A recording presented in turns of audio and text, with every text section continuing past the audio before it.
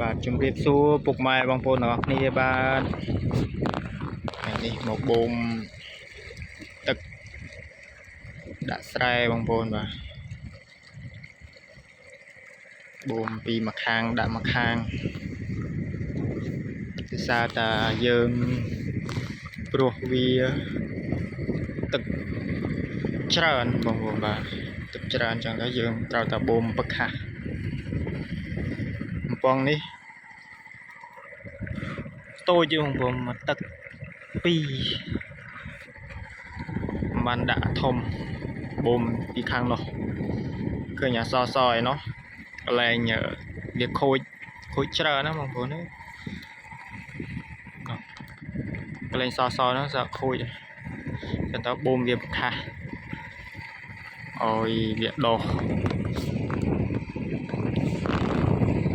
ហើយបើយើងអត់បានបូមទេខ្លាចវាខូច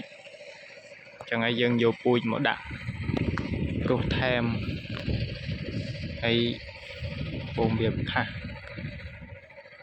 ខាងនេះក៏ខូចដែរបងប្អូននេះ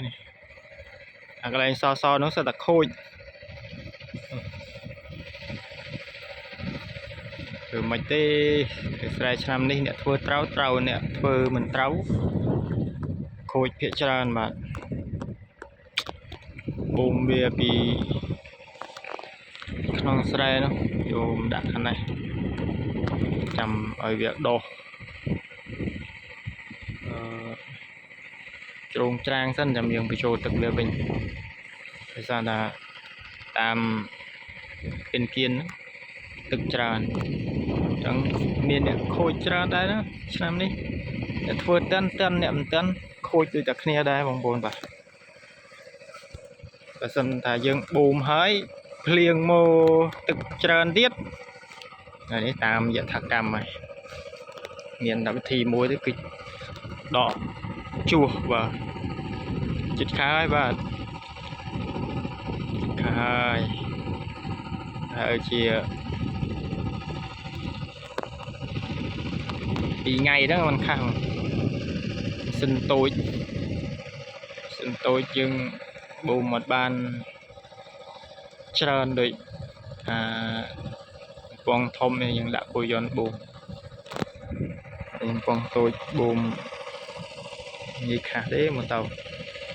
ថ្ងៃហើយបើស្អីយើងមិនបូមទេខ្លាចដល់ពេលយើងព្រោះ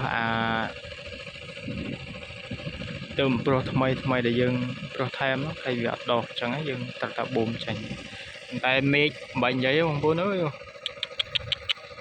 អូកមេឃចូលតែភ្លៀងតែម្ដងហើយពពកទៀតតែភ្លៀងហើយចប់សពគ្រប់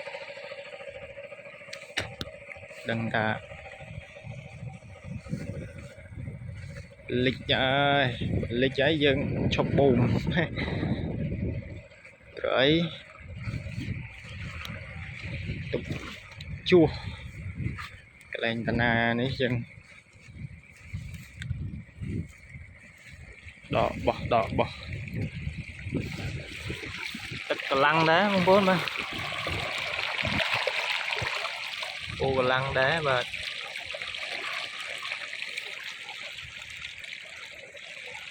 ដាក់ស្រែខាងនេះល្អខាងនេះព្រោះចិនមានខូចទេនេះគេទៅបំព្រោះដែរនេះស្រែគេទៅបំព្រោះដែរបាទពេលព្រោះហើយទឹកច្រើនចឹងហើយនៅពេលនេះបូមចេញឆ្នាំនេះទឹកច្រើនណាឆ្នាំនេះ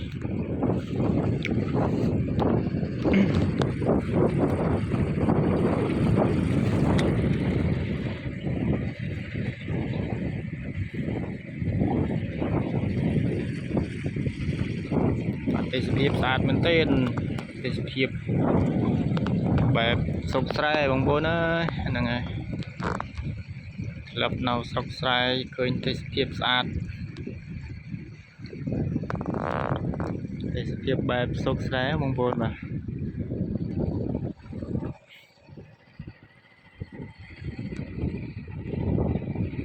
មួយឆ្ងាយដែរពីនោះមិនដែរប្រហែលជា20ម៉ែត្រជាងដែរ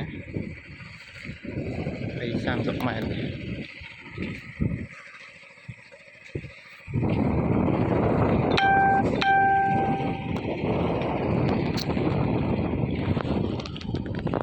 បាទអូខេវីដេអូខ្ញុំមានតែប៉ុណ្្នឹងឯងបងប្អូនបាទអរគុណច្រើនបាយបាយ